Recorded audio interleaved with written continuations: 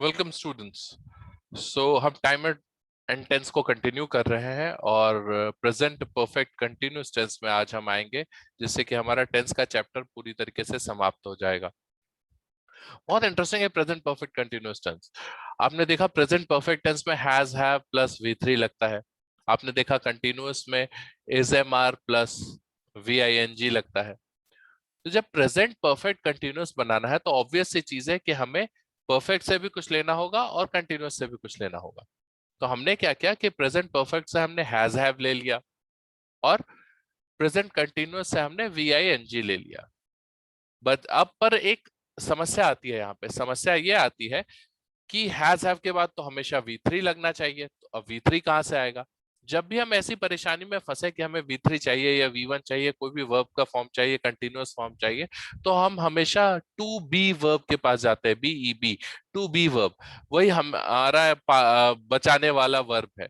तो जब हम बी के पास जाते हैं V3 के लिए तो हमें मिलता है बीन, BEEN, और फिर हम उसे बीच में डालते हैं ताकि हमारा ग्रामेटिकल रूल इंटैक्ट रहे और हैज हैव के बाद V3 ही रहे। तो पूरा क्या बन जाता है? वो बन जाता है हैज या have plus been plus VING। ये बनता है प्रेजेंट परफेक्ट कंटिन्यूअस का फॉर्म।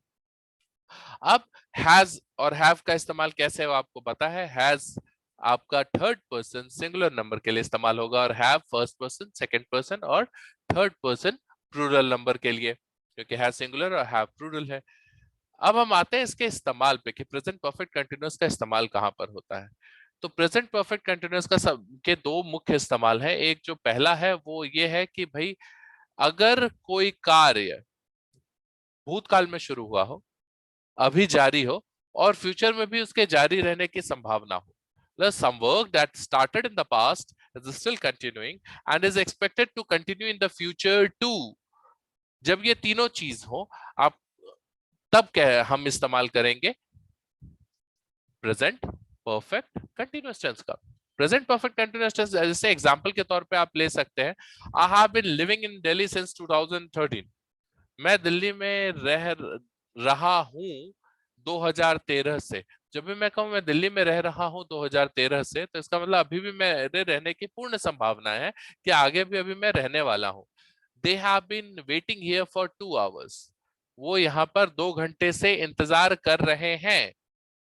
2 घंटे पहले इंतजार करना शुरू किया, अभी कर रहे हैं और उम्मीद है कि अभी और थोड़ी देर तो इंतजार वो करेंगे।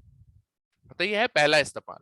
दूसरा इस्तेमाल है कि जब कोई कार्य बहुत रीसेंट पास्ट तक हो रहा, अभी एकदम हाल तक हो रहा हो और उसका असर अब भी देखने को मिल रहा हो।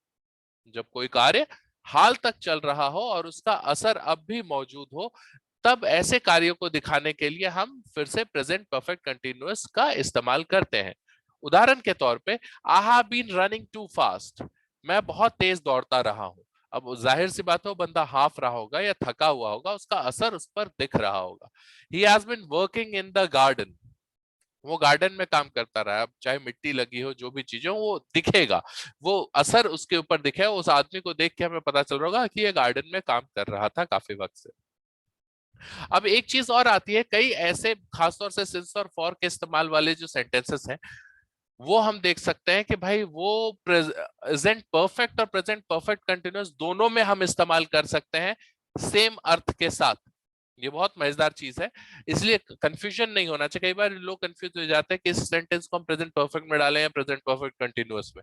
तो वो दोनों में ऐसे सेंटेंसेस का हम इस्तेमाल कर सकते हैं, जैसे कि आप देखिए, I have studied here for 5 hours. मैंने यहाँ 5 घंटे पढ़ाई की है। and I have been studying here for 5 hours। तो लगभग सेम मीनिंग में दोनों कैरी हो जाते हैं। ऐसा एक और आप उदाहरण देख सकते हैं, we have lived here in this house since 2010। we have been living in this house since 2010। सिर्फ एक हल्का सा फर्क होता है कि प्रेजेंट कंटिन्यूअस वाले में जनरली ये होता है कि आगे भी वो काम होने वाला है, जो एश्योर्ड नहीं होता परफेक्ट में। पर ऐसे सेंटेंसेस का हम दोनों टेंसेस में इस्तेमाल कर सकते हैं सेम मानी के साथ। अब बात आती है नेगेटिव और क्वेश्चंस की। तो नेगेटिव में वर्ड ऑर्डर जो हमारा है वो ऐसा हो जाएगा, जैसा कि हमेशा से होता रहा है, हैज हैव और वर्ब के बीच में नॉट आ जाता है। तो subject plus has have plus not plus been plus VING। For example, I have not been working here for 5 days। I subject, have not been working. तो ये हो गया आपका word order. She has not been studying since morning, वो सुबह से पढ़ाई नहीं कर रही है।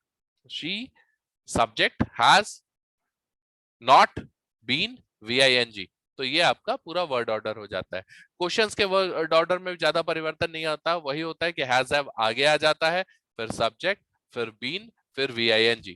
तो हैज हैव आपका पहले आ गया, फिर सब्जेक्ट, फिर बीन, फिर VING। तो उदाहरण के तौर पे, has she been studying since morning, has she been studying since morning. Have you been waiting here for 2 hours? Have you been waiting here for 2 hours? तो ये आपके क्वेश्चंस के फॉर्म हो जाते हैं। तो इसी के साथ स्टूडेंट्स हम यहाँ पे प्रेजेंट टेंस के को समाप्त करते हैं। प्रेजेंट टेंस हमारा समाप्त हो जाता है। आगे अभी हम पास्ट टेंस और फ्यूचर टेंस पे भी थोड़ी सी बात करेंगे। तो आई होप आप लोगों को अब प्रेजेंट टेंस में या प्रेजेंट टेंस के इस्तेमाल में, उसके फॉर्म में कोई कठिनाई नहीं आनी चाहिए। If there is any doubt then you can always consult me. और आप सबसे अनुरोध है कि आप सब्सक्राइब करें चैनल को, ताकि आपको वीडियोस आने की तुरंत खबर मिल जाए। सब्सक्राइब करें, अगर कोई डाउट हो आप कमेंट भी कर सकते हैं। Thank you very much guys, see you for the next class.